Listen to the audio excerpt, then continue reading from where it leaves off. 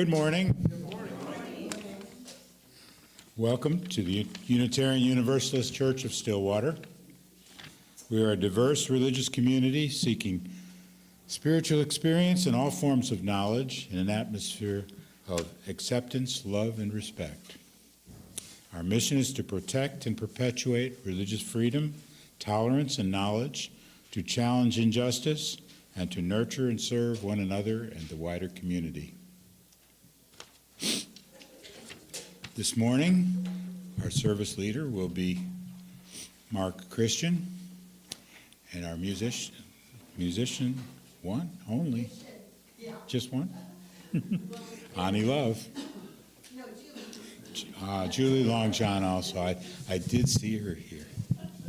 Sorry, last minute change. Welcome, Julie. Well, we have a story by Lynn Little, and I think that's about it. Hardy people who came here this morning, we didn't all make it. We had a wonderful time last night, and it really made me feel good, and many others, I think, too. We had 46 people at our kickoff dinner last night, and I think everybody had a good time. So we'll continue with announcements.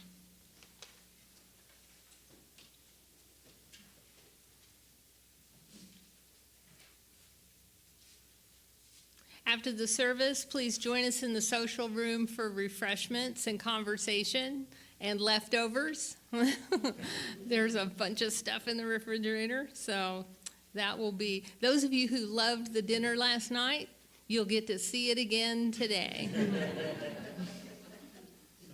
Some of it, yes. March is Pledge Month. We have the top part of the form, you cut it in half, and you put that part after you've completed it into the red slotted lockbox to the entrance of the social room, and the bottom part is for your records. Today's the first Sunday in March, so it is committee meeting Sunday. After social time, feel free to find your people and participate. Can I insert an announcement? Yeah. Along with that, so Music Committee will be meeting Wednesday, this coming Wednesday at 6:30. So it's kind of critical, please be there, and if you are involved with music and want to be sure and understand what's going on, please join us. Thank you.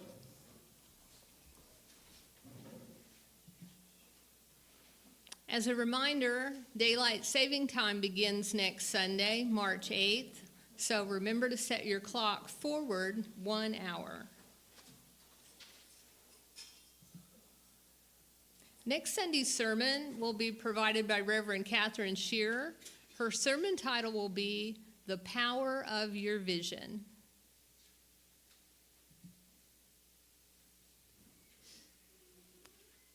Next Sunday, we will have a forum. Alicia Light Angel will lead a discussion on human design. It's described as discovering who you designed yourself to be before the world told you who you should be. And if you'd like, if you're going to attend, you can give her your name, birth date, birth time, birthplace, and she will print out your human design prior to the forum. And I believe on the wooden table coming into this room, there are some sheets that you can write that down on. If they're still there. If there's, fair enough. They're there. They're there. Okay. The next Ladies' Night Out, featuring an Academy Award-winning movie, that's what it said in the newsletter anyway, will be on Tuesday, March 17th in the Forum Room. The doors open at 7. The movie starts at 7:30, and there will be buttered popcorn.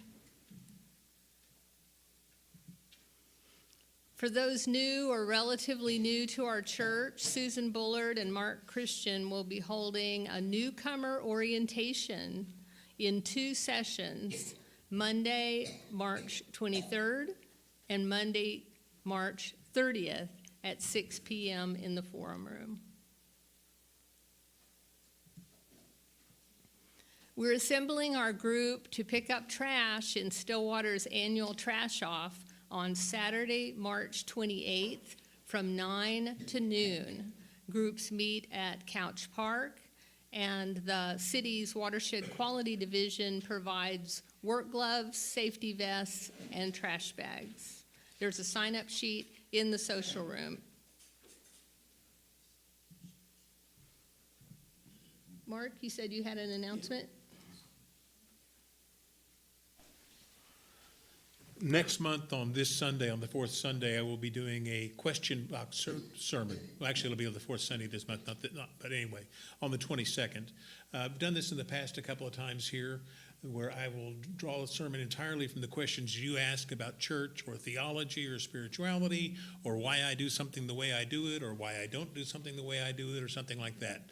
But it'll be entirely driven by your questions. And I try very hard not to know what the questions are until they're asked of me. So I sometimes call this Stump the Preacher.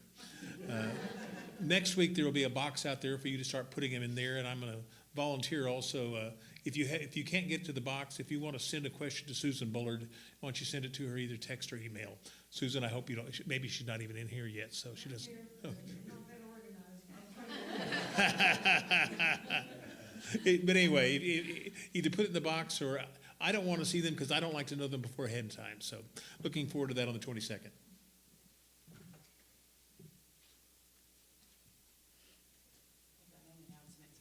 All righty. It wasn't in the newsletter, but somehow it missed getting on the calendar. But on the 21st at 3 p.m., for those of you that enjoy earth-based rituals, we will be celebrating the spring equinox, also known as Ostara. And so we're going to have a little ritual, some crafts in there, good times together, and we'll make sure that that gets printed somewhere. But come join us if you like that stuff. What time? 3 p.m. Saturday, March 21st. At the church? At the church.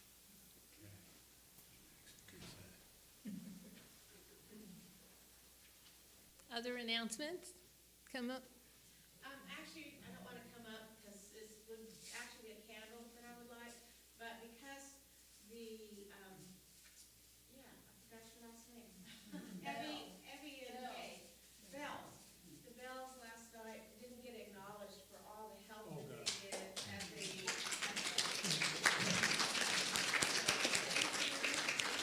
Whatever they exemplified, the scout motto will be prepared. They prepared for us. But they're not here during candlelighting, so I just want to make sure. Well, for those watching on YouTube, we just clapped for Evie and Kay.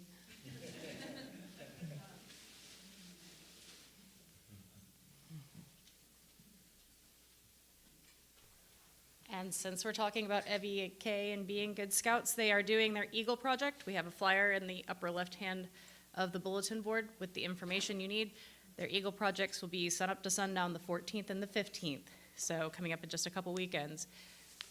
Anytime, if you are available to come out, just text, let us know that you're coming beforehand. We will be able to make sure that we buy enough food in the week leading up to it, because my mom and I are cooking homemade meals from scratch. We're doing pulled pork and tacos and, waffle and stuffed breakfast and breakfast burritos the other day. So whatever, if you want to come out, whatever help we can get, we'd love to have help. We've got to move dirt and gravel. We've got to cut down greenbrier, drag everything to piles to get burned. We've got to backfill trails, move logs, everything. So we've also got to have some people who are willing to help serve food from those dishes that we've made and or help with dishes afterward.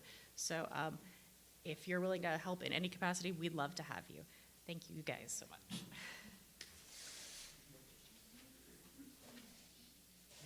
Other announcements?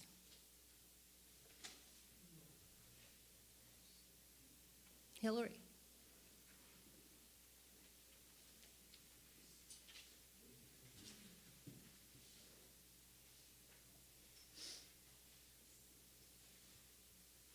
Good morning.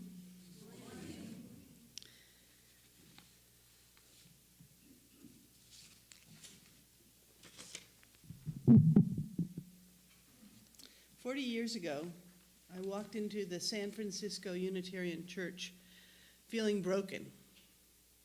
I had just been fired, and I had an uncertain future.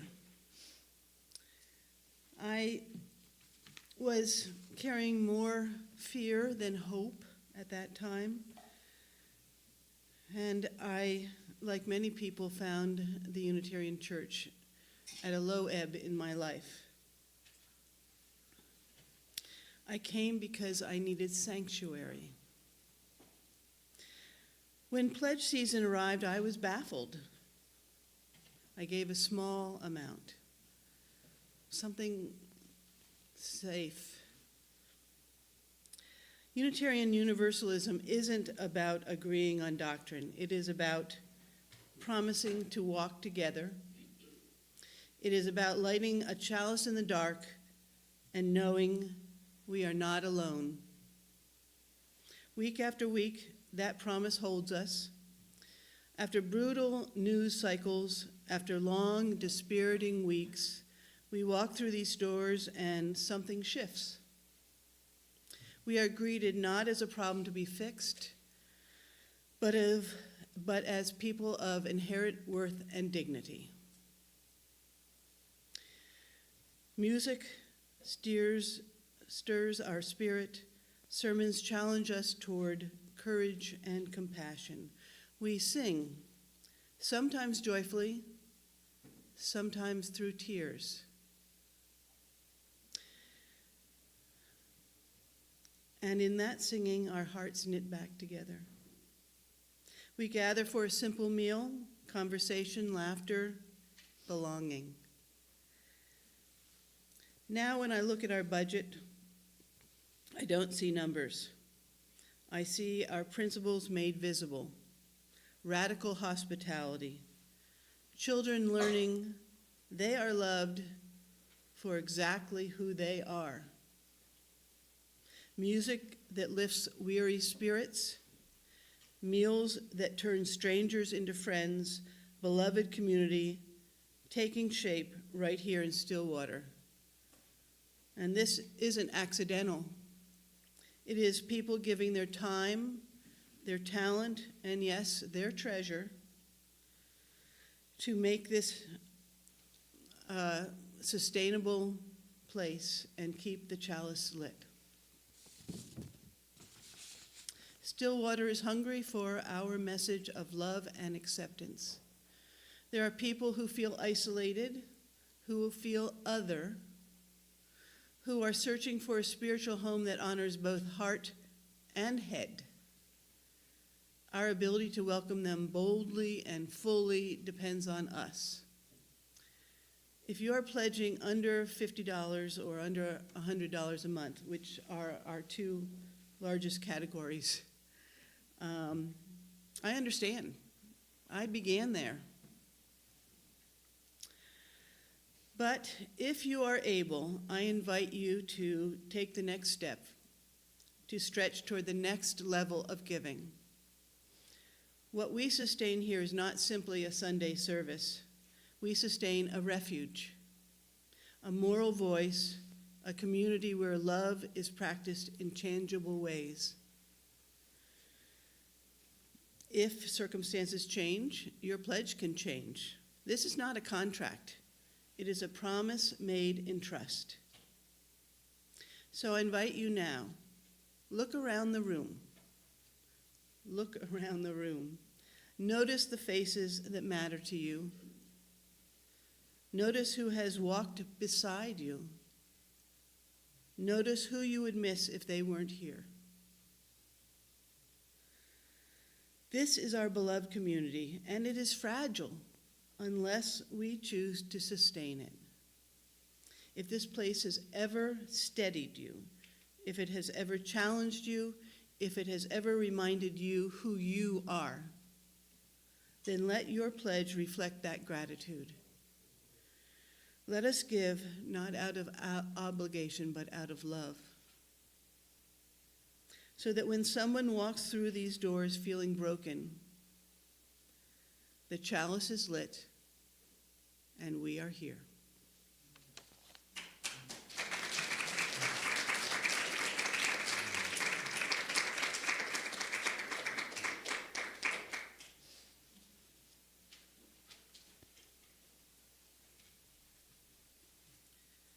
I feel such gratitude for this place that I actually doubled my pledge this year.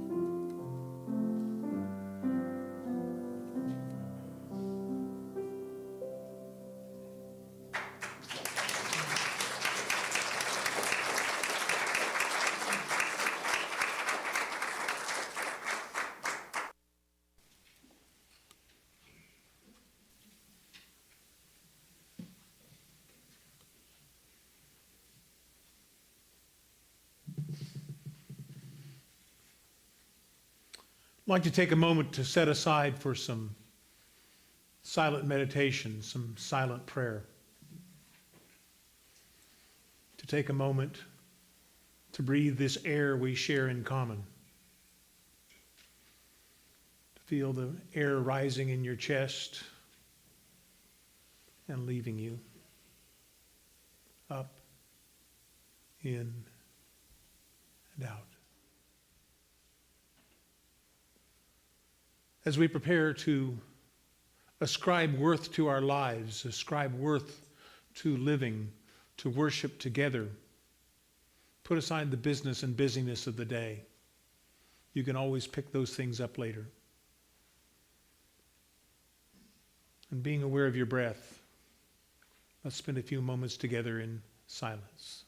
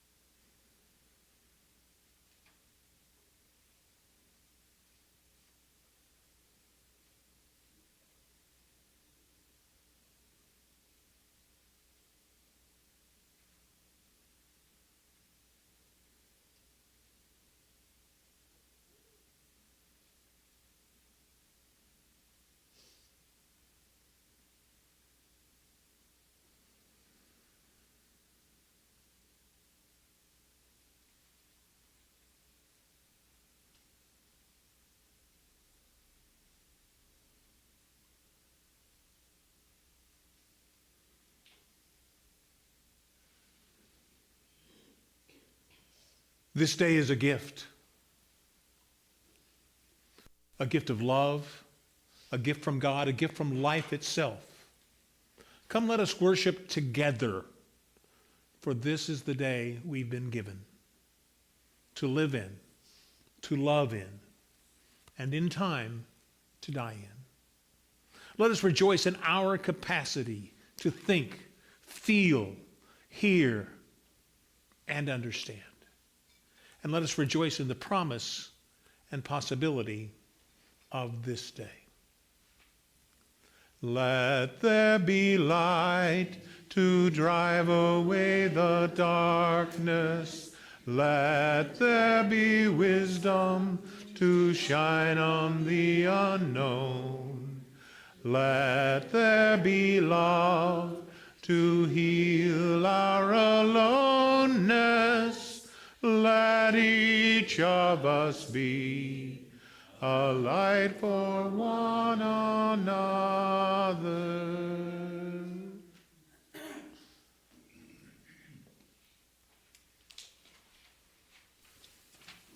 Our first hymn is number 212.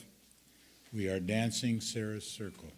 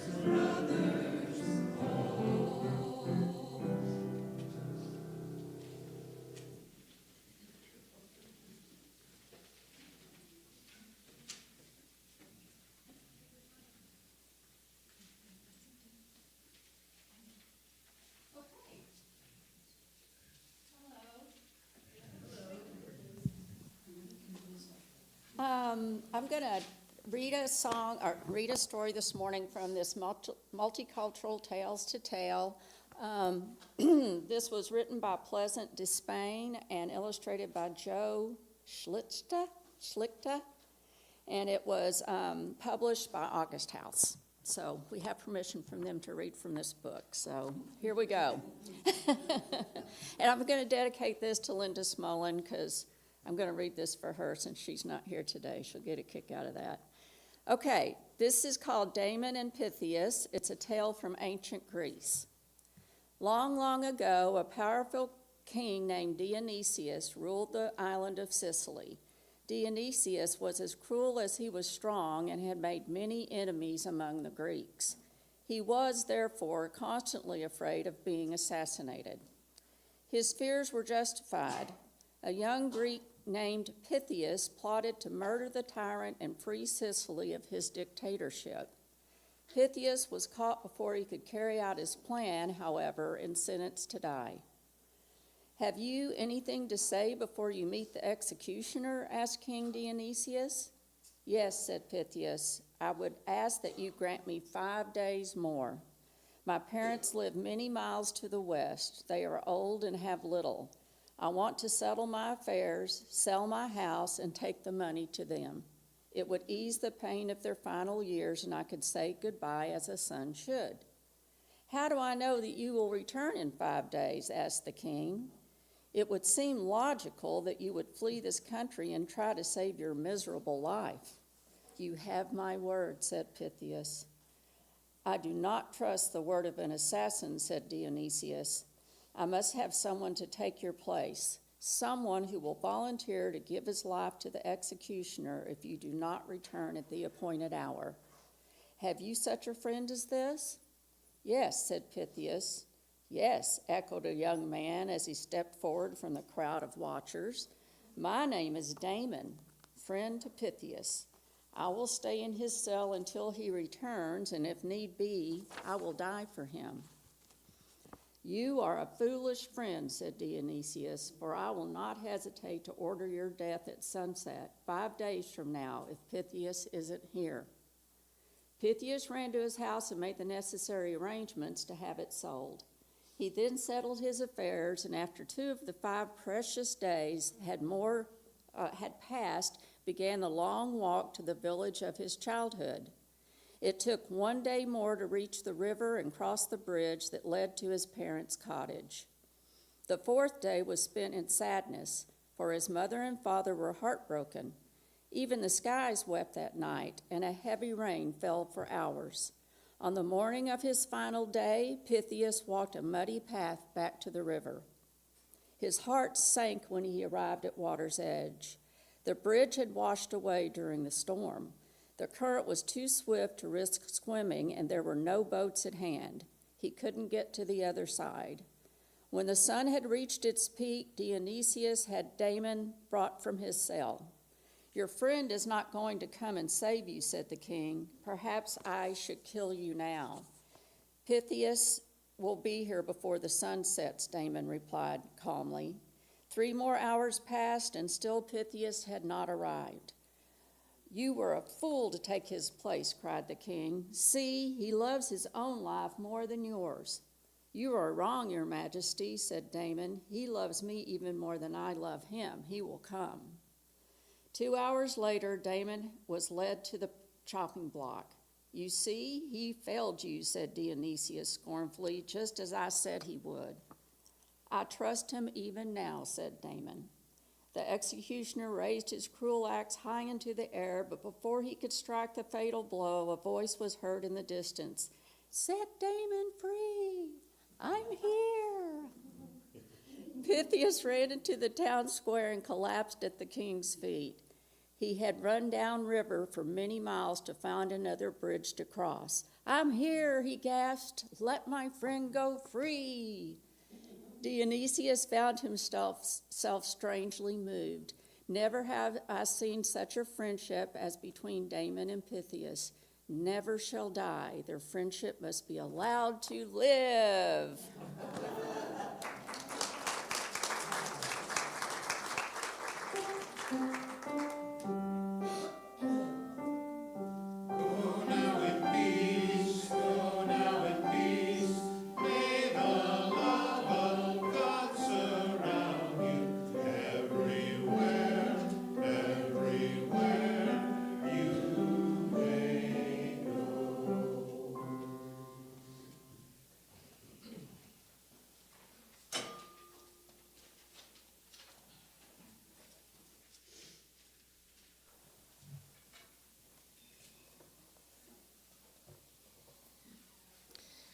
This is A Larger Circle by Wendell Berry.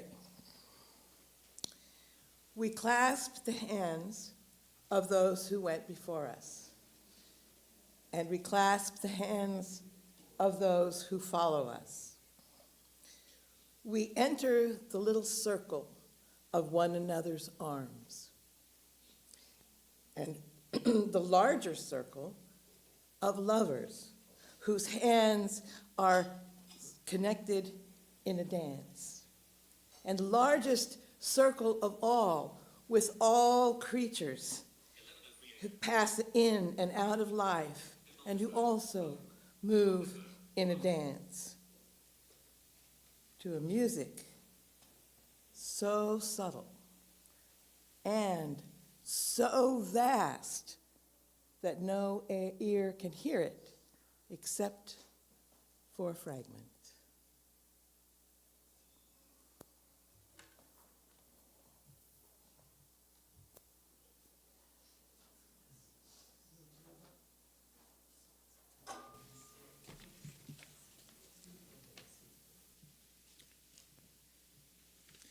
It's time for the offertory. Our church is supported by your donations. The offertory is the plate that we share with other charities. And this month, a portion of our plate will go to Habitat for Humanity.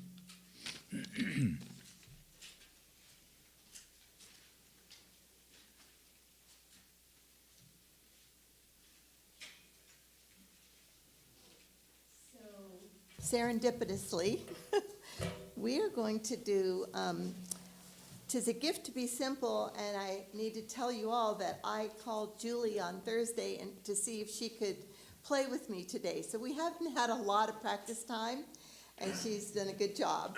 So we're going to ask you all to participate with us when we're going to sing through 3 times. We're going to play and sing 3 times, and on the 3rd time, if you would join us, and you're welcome to stand and dance and clap hands to the last verse, or the last time through on 'Tis a Gift to Be Simple. Okay. 'Tis a gift to be simple, 'tis a gift to be free. I think that's too high. Okay, sorry. Thank you. 'Tis a gift to be simple, 'tis a gift to be free. 'Tis a gift to come down where we ought to be. And when we find ourselves in the place just right, we'll be in the valley of love and delight. When true simplicity is gained, to bow and to bend we shan't be ashamed. To turn will be our delight, till by turning we come round right.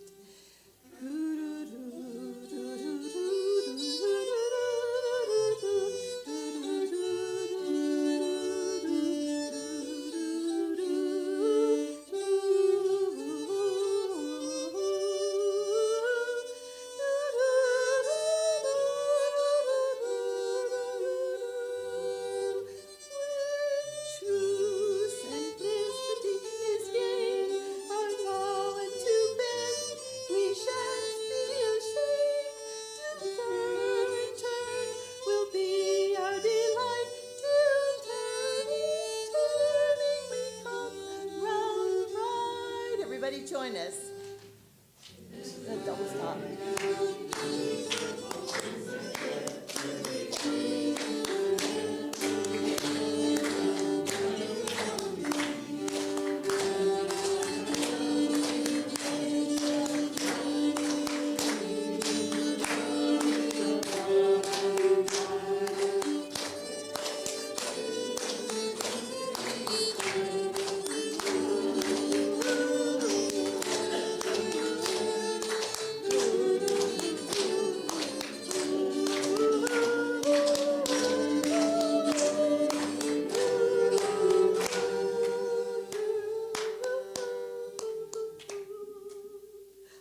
Thank you.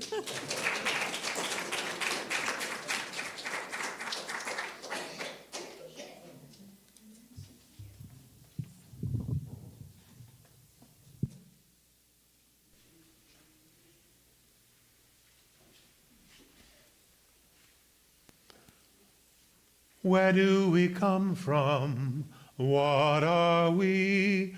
Where are we going? Where do we come from? What are we? Where are we going? Mystery, mystery. Life is a riddle and a mystery. Mystery, mystery. Life is a riddle and a mystery. This is the fifth in my six-part series on UU history, Unitarian Universalist history. And this is actually the last one that will be history, because my final one, which will be on the first Sunday in May, will be my guessing, my prognostication, my wishes of where we may be going in the future. But I've been breaking this off into little segments, so I'm going to start at the beginning. And our faith tradition begins with the Protestant Reformation, which of course was in Europe. And Martin Luther nailed his theses on the door of the Wittenberg Castle, objecting to a lot of the goings-on of the church. This is before they were the Catholic Church. It was just the church. And that led to the splintering off of the Lutherans, and then later John Calvin with the Reformed Church. And way down in a place called Poland and Transylvania, it was the Minor Reformed Church, or the Radical Reformation. And these people were Anabaptists. They believed in a believer's baptism, that you couldn't baptize an infant because they wouldn't understand what was happening. And that was the whole key that we start with, is that from the very beginning, when Luther says that the Bible should be able to be read by the average person, by putting it in German, by putting it in English, by putting it in the language of the people, he was reaching individuals away from the Catholic notion of it's all together. That what's more important is not the individual believer, but the larger corporate belief. So we go along there for a while, and the Transylvania and Polish anti-Trinitarians, the minor Reformed churches, were pretty radical. They were pacifists. They were Anabaptists. Many of them were even vegetarians. Pretty radical stuff, you know. Nothing like being 500 years ahead of your time. And that went along well until the Orthodox decided to put an end to it. And they came in with the orders to either become Orthodox or leave or be killed. Those were your choices. Conform to a religion other than the one you have, be killed, or leave. And a great many of them did leave. In Transylvania particularly, they went underground, not to be discovered until the 1850s or so, when Unitarians in North America realized that they had kinships still in Europe. But that's a little bit ahead of my time. So they leave, and a number of them go to Leiden in Holland.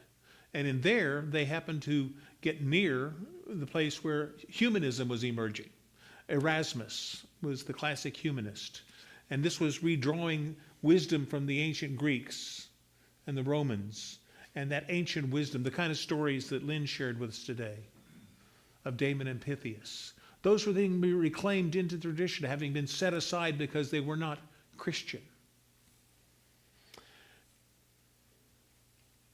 And that goes along for a while, but another group comes to Holland, to Leiden too, and that's the people who were leaving England as Congregationalists. They were dissenting Congregationalists, which means that they did not believe that the crown, that the king had authority or should have authority over the church, which did not sit well in England, so they left. Well,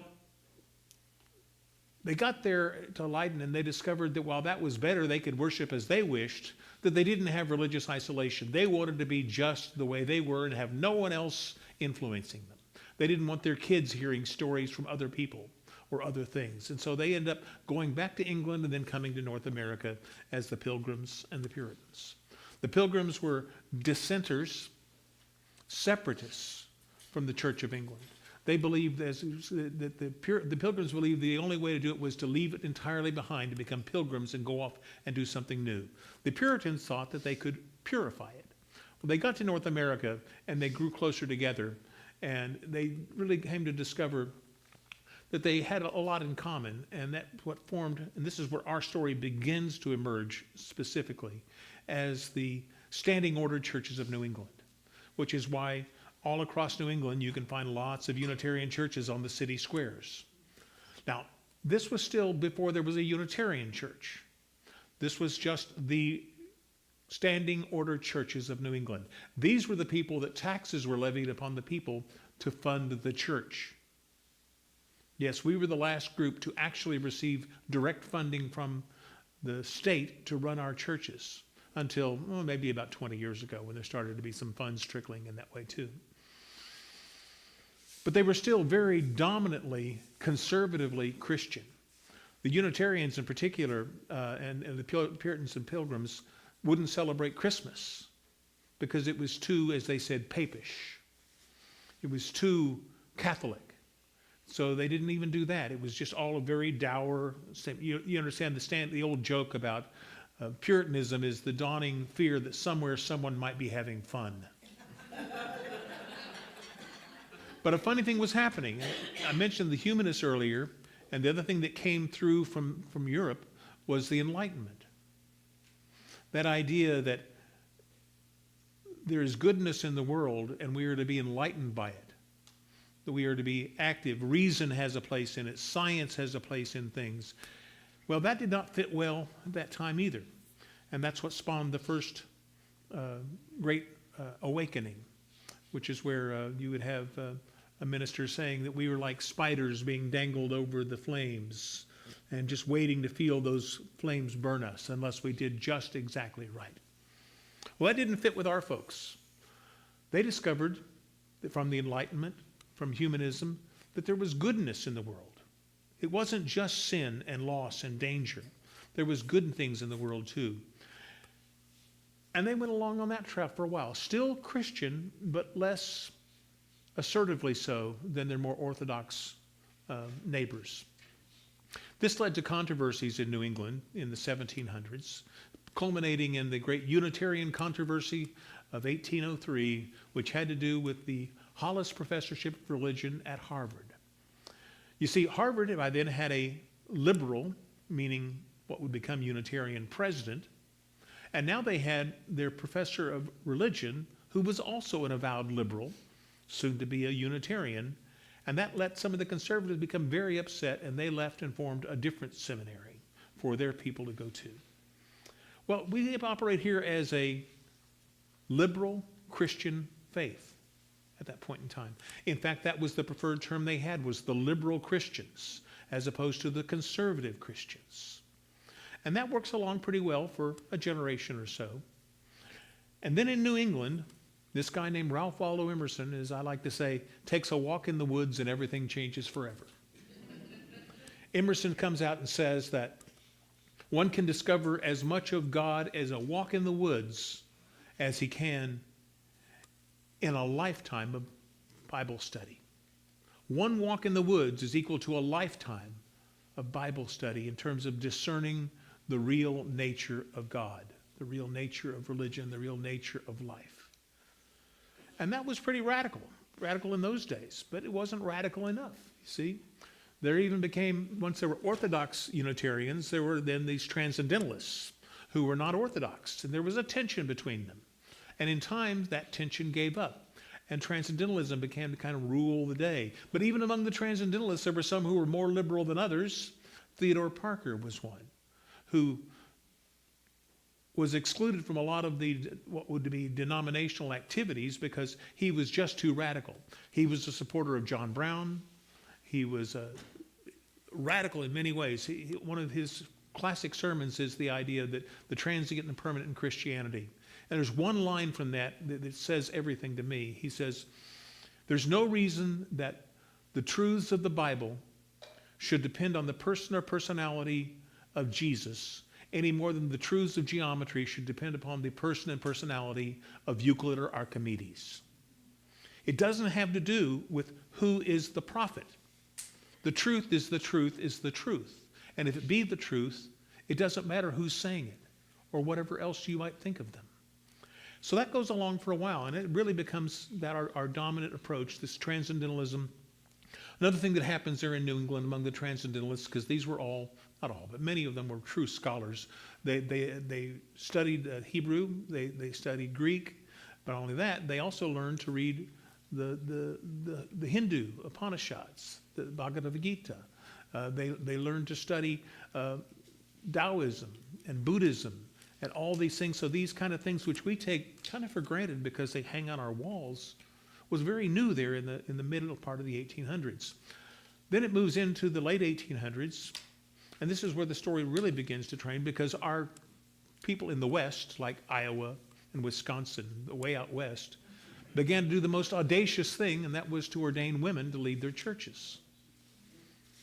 And we did a number of that. I used to know the exact number, I don't anymore, but it was somewhere in the order of about 100, I believe, were ordained by 1900. But then the Bostonians decided that there needed to be a more manly face put on ministry. They felt like the prestige of the church was failing because women were leading it. And they put a curtailment to that. And at the same time, a humanism began to develop. Again, this is coming out of the same seeds which were planted in by Erasmus and those other thinkers, the Enlightenment thinkers in Europe, and they came along. And so beginning in the 1900s, a humanist philosophy begins to evolve. And at first it was a theistic humanism that I describe as that my take on that kind of humanism is that until we know who and what human beings are, we don't have any business speculating about who and what God is. So they said, let's focus on human beings and understand who they are, not denying God, but just saying, let's talk about it from this other angle. Well, the thing happens by the middle part of the 20th century is that among our roots, a hegemony formed among the humanists, and humanism became the dominant religious strand. And on top of that, it developed into an atheistic humanism. I brought some things to show you here today from our library. This is the hymnal, Hymns of the Spirit, which was published by the UUA, or not the UUA, the American Unitarian Association, in the 1930s. And its hymns are very traditional, very God-centered, because the humanism hadn't got to the publishing yet. So this was published in the 30s. And then in the 1960s, after the merger of the Unitarians and the Universalists, we published this hymnal. Again, lots of hymns in there, very traditional looking, but the theology was different. By this point in time, the humanism, and often the atheistic humanism, had taken dominant strand. So this was published in about 1964. The merger of the Unitarians and the Universalists was in 1961, I think. But a funny thing happened, and that's where this sermon comes in. Humanism has become this dominant ethic among us. It has developed into kind of an atheistic humanism. And one of the things that they discovered, that book was full of God and man, and every time God was referred to, it was as him or his. Now, there was less focus on it, but it was still him as God, his as God. Mankind was always man, it was never woman. But then in the 1960s and 70s, a funny thing hit us, and that's the title of this sermon, when humanism encounters feminism. This is the result. Hymns for worship, I think it says, is it in altered form or in, anyway. They went through and they degendered a bunch of the hymns. They took the he's out. They found other ways to say God. One of our hymns we sing is, the line from the end of it is, we sing, source of all, to thee we raise, this our hymn of grateful praise. But it was originally, Lord of all, to thee we raise, this our hymn of grateful praise. Well, we changed it to get rid of the masculine notion of Lord, to get rid of the more egalitarian straight by saying source of all. So we went from, 400 or 500 hymns down to, this is not the first version of this. The first version of this book, I think, only had like 40 hymns. It also has a section in the back that says the ones in the other book that are okay because there was no gender problem.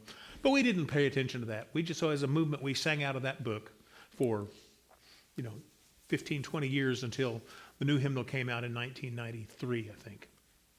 Funny thing on that one, too, the moves keep changing. When they laid out that hymnal, they were orienting it around the sources of Unitarian Universalism. And shortly after publishing this hymnal, and hymnals take a lot of money to publish, a lot of money for churches to buy them, we decided to add an extra source. World religions. How do we get there? And that's the story of humanism. So humanism has encountered our feminism. Feminism has encountered humanism.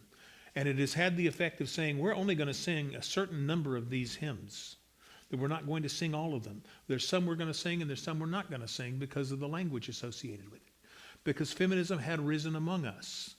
I look at the old newsletters from the church I grew up in Oklahoma City. And my mother, for example, for years there was Mrs. Bill Christian. Some of you probably have had those references in your life, that you were not yourself, you were Mrs. So-and-so. Well, in the 1970s, that shifted, and suddenly she would have been Colleen Christian. Her name was given back to her. With this feminist, the idea that, more than half of the population are women, and women should have their role acknowledged and celebrated. In the Unitarian churches that I know of, the National Organization of Women was a very strong force early in the 1960s and 70s. Well, late in the 60s, but early in the 70s. As an example of that. Now, as you start understanding that, we started saying, well, maybe if God's not a he, maybe God is a she. Oh my gosh. What if God's a she? And they went looking, and lo and behold, there were goddesses in history. And they started embracing them. And the idea that we can study the goddesses as well as the gods. And I was delighted to hear we're going to do something for the equinox, because that's where that comes out of. This notion we begin to reclaim the feminine energy around this that had been systematically excluded for the whole history of 2,000 years of Christianity, for the most part. And in our tradition, distinctly from 1900 to 1950, which is about when we started ordaining women again. As I've noted before, the year I was ordained was 1997, and that was the first year that 50% of our women, our ministers were men and 50% were women. So that was a title, and now it's more like 70-30, 70% women, 30% men. And we haven't gone away. The truth is, we're doing better than most. Our numbers are small, yes. We've never been a major force outside of little pockets in New England. But statistically, over the last 30 years, we have continued to grow ever so slightly. Now, not at the same rate of the population growth, but we've been growing. Whereas Christianity, the dominant Christianity's Protestantism has been declining in size. Now, their declines have been bigger than ours were, but they were bigger to begin with. Our increases have been small, but that's okay. I told Annye it was kind of funny. You came in and they were practicing Morning is Broken. And I said, there's a gender story behind that too. Because in the blue hymnal, which it appears in, and in the green hymnal that it appears in, we have this language that we've gone through. Actually, it wasn't in the blue hymnal, it was in the green hymnal that we degendered it and was accepted. The problem there was, like in the first phrase, morning is broken, like the blackbird has spoken, like the first word, praise from the morning, praise for the singing, praise for the bringing fresh from his word, were the words of the original. Well, we changed it to fresh from the word, because we wanted to get rid of the gendered aspect in that sentence. But when we went to do the gray hymnal that you hold in your hands or sitting next to you, the family of the author didn't want to let us use that because we had changed the lyrics. Now, what we happened to find, I believe it was the Presbyterians, had also changed their lyrics, so we couldn't get them to grant us, but we used the Presbyterians' copyright. So we found a way around it, so we didn't have to. The point that the author made, the author's family, was that the his being referred to in that sentence is not God, but is the blackbird. And the blackbird can certainly be a he. It could be a she, but it was written a he, so it's not the theological impossibility that you got to say God is a he or she. They said that's not the point. Well, it was the point, but they were being a little bit recalcitrant. So we began to claim this language, And we begin to look around at goddesses. And a movement starts to develop within us. And it was at first a very isolated movement and an excluded one, and even in many ways a diminished one, and that was called paganism. Contemporary paganism, neo-paganism. We developed a group called the Covenant of UU Pagans, CUPS. And well, that's what it is, C-U-U-P-S, Covenant of UU Pagans, which also fits nicely because one of the other books that comes out of this time is Elaine Eisler's book, The Chalice and the Blade, which shows what happens when the chalice, which was a symbol for feminine religion, versus the blade, which is a symbol for masculine religion. So the idea that it came out cups was kind of an interesting twist on that, I think, too, because it involved the chalice. I personally thought that they were looking for trouble when they called themselves pagans. In our tradition, they could have very easily called themselves neo-transcendentalists and have done the same thing. Now, nobody would have known what they meant, but they would not have had the confusion of taking that loaded word pagan. On top of that, early on, a couple of the people involved in the early CUPS movement didn't call it the Covenant of UU Pagans, they called it the Coven of UU Pagans. As you see, this takes the right-wing religious, really dead centers on us. See, you got covens in your churches. I said, yeah, well, you do too. I'll tell you a story about this from my theological education. The very first class I had in seminary at Phillips was with a guy named Harold Hatt. He was a dean of the university and had been a disciples minister, I don't know, for 40 or 50 years, had been at the seminary for a long time. And I came up to him after a class one day, and he said, you know, we're going through a thing in disciples right now. Phillips was the Disciples of Christ school, Christian church Disciples of Christ. He said, we are degendering our hymns right now, and we're running into a lot of pushback. Well, this would have been 1993, 92, something like that. He said, are you all having any challenges like that? I said, well, that's a fight we fought 25 years ago. He said, if we have a fight in the church right now, it's on the role of the pagans in the church. And this pall comes over his face. And in conversation, it wasn't that there are pagans. It was that, oh my God, in 20 years, that's where we're going to be. And it is and was, because you can now find pagan subgroups in a lot of liberal Protestant denominations. So from feminism, we got into paganism. And one of the goddesses that we understood in paganism was Gaia. And you know who Gaia is, right? The goddess of the earth. Mother Earth, so to speak. Which then opened a whole nother door for us through feminism. Environmentalism. So from humanism to feminism to environmentalism, with paganism kind of slid there in the middle. This is the motion of that period of time, of the mid to late 20th century. Interestingly, in the merger issue, or consolidation as it's more accurately called, the consolidation of the Unitarian and Universalist denominations, although we don't like the word denomination. We don't like anything. Was this shift was going on, and I forgot where I was going, but it doesn't matter. So we're now encountering environmental issues. So we look at some of the major motions as we've had from the UUA in the last 30 years. One of them is the welcoming congregation process, because one of the things that this shift from a theism to a humanism to a feminism to a paganism to environmentalism is the acknowledgement that not all of us are the same in terms of our desires sexually or our partnerships or whoever. And so the idea comes up that we should understand and make room for people who are not straight heterosexual individuals, that they have a religious place in the world too. That caused us to have some interesting challenges. I saw this, and now I'm speaking more from firsthand, because this is when I was of age to understand what was going on me and being involved in conversations. And something happened in the 1970s as it became obvious that we were not attacking gay and lesbian people. We weren't talking too much about bisexuals or transgendered at that point in time, but gay and lesbian people, is that they started coming to us. They started coming to our churches because we weren't telling them that they were going to hell. We weren't telling them that they are horrible things that shouldn't exist on the face of the earth, that they are an abomination to creation, that they are against all of God's wishes.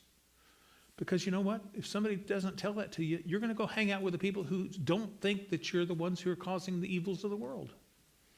But there was a challenge in that too, because while they were welcoming of our welcoming status, they were not really Unitarians. They wanted to have Christian worship. They wanted a Christianity that didn't think they were the ones who were causing the falls of the world. And we were the place that gave them space for that. And now there were a great many who really were aligned with us in terms of our Unitarian identities and who we were. But there were also a large group of people in that gay and lesbian group who were there because we simply weren't telling them they were the ones who were causing the problems. They were going to go to hell because of their sexuality, their gender preferences. So then in the 1970s, actually it was later than that, in the 1990s and the early thousands, more cities developed congregations that were Christian and lesbian and gay. The church I served in Oklahoma City when I came there as minister in 2001, we had a lesbian gay congregation that met in our sanctuary on Sunday nights. They rented from us. They were not us. We were their landlords, and we were good neighbors, and they were good neighbors, and it was very good. But that was a step forward from when they were inside the church saying, but we need more Christian forms of worship. How come you all don't do communion? We want communion. Well, that isn't who we are. Or not always. It is sometimes. There's nothing that isn't who we are. We are a little bit of all things, and that's one of our difficulties. But then they began to found, there's 4 or 5 churches in Oklahoma City that are lesbian, gay, bisexual, transgender centric churches. And all of those also have straight members as well. But that was a shift. But we made room for that. You see, we took the people who were being excluded and thrown out, and as a sanctuary, we brought them in and said, you can be here. We honor you. We see your worth and dignity, and we acknowledge you. Another thing that happens in this period of time in the 1970s and the 1980s is the growth of the principles and purposes. The Unitarian principles, which we only got rid of a couple of years ago. We haven't gotten rid of them. They're still in there. But they've chosen to refocus it around our new, with love at the center and our 6 aspects coming out of that. You see, those language from the principles and purposes were things that we've been talking about forever. The Unitarians and the Universalists had long been talking about the inherent worth and the inherent dignity of all persons. The Unitarians in particular, the use of democratic processes in our church. Remember that these were the pilgrims who decided they had to vote on their minister. They couldn't trust on their minister being appointed from the king. So those languages had been around, and they were what formed in the 1970s, growing out of action from the UU Women's Federation. Some of you here, I think Susan may have gone to some of the Women's Federation's meetings in the Southwest Conference, or maybe others, which were great to-dos, and I was very jealous that I wasn't invited. I probably could have come, but it wasn't for me. And I realized that there needed to be a place for that. So the Women's Federation, it was through them that developed the principles and purposes that brought to General Assembly and got that passed. This was all also, interestingly, the same generation that had 10 years before the consolidation in 1961 brought the youth groups of the American Unitarian Youth and the Universalist Church of America together to form the Liberal Religious Youth, the LRY. So the merger of the youth preceded the mergers of the churches. And then the principles and purposes came out of that same generation, understanding the wisdom that had been passed down to them, the understandings, the language, the ideas had been passed on over 150 years or so to put the principles and purposes together. And I think one of the things that we see interesting right now is that this new model we're talking about is a step away from that. Now, I like history, and I think we lose something by losing some of that historical language, but I'm also willing to give it a shot. You know, I think this is fine. Let's give it a try. Let's see what if we build our sense about love in the center with pluralism and justice and equity and transformation. And there's two more. These lists are getting too much for me to remember. So, but the idea is that we've been constantly evolving, constantly moving. In the 19th century, it was once observed, you can't ask where the Universalists stand because the truth is they move. And we're the same way. To say where do we stand, we move, we change. We encounter life on life's terms, we engage with it, and we let it affect how we express our religious impulses together. So I hope I've given you some kind of sweep of our history, maybe some understanding of why I love this history so much, maybe an understanding of some of the effects of our history. You know, those hymnals, that's striking. You know, when you go from a brand new hymnal that costs certainly hundreds of thousands of dollars to organize and produce, and equal amounts for the churches to buy, and within less than 10 years, 6 or 7 years of its release, decide you can't sing out of it anymore. That's a major statement about where we are led. We're led from our experiences, from our hopes, as opposed to our tradition has said. Tradition informs us, but it doesn't set our direction. And I think that's what I'm trying to say with this series, that our tradition should inform us, but it can't define for us who we are. As individual Unitarian Universalists, as individual free religious persons, we must for ourselves identify who we are and what is central to us, what is meaningful to us, what is hopeful for us, and what will sustain us. I think we have to know our history. The idea that, you know, the people who don't study history are bound to repeat it. We've had our conflicts.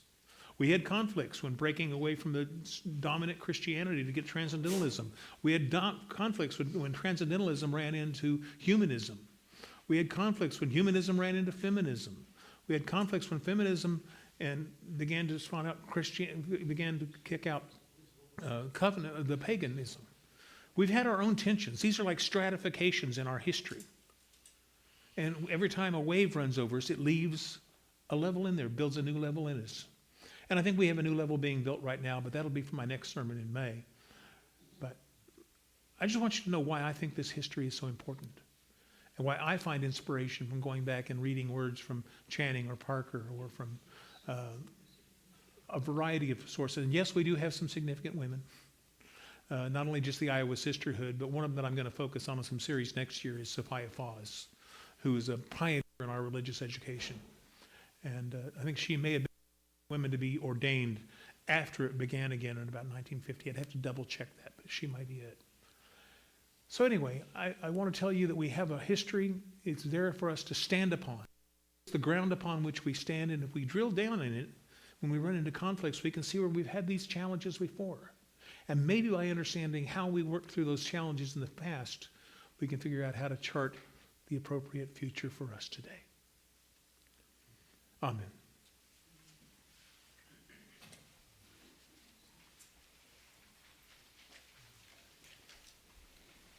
We'll continue with hymn number 170, We Are a Gentle and Angry People, from this hymn book.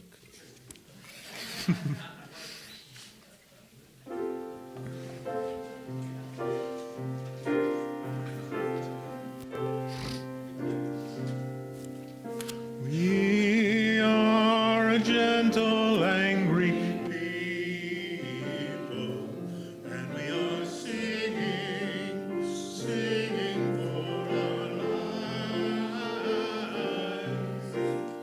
We are a gentle, angry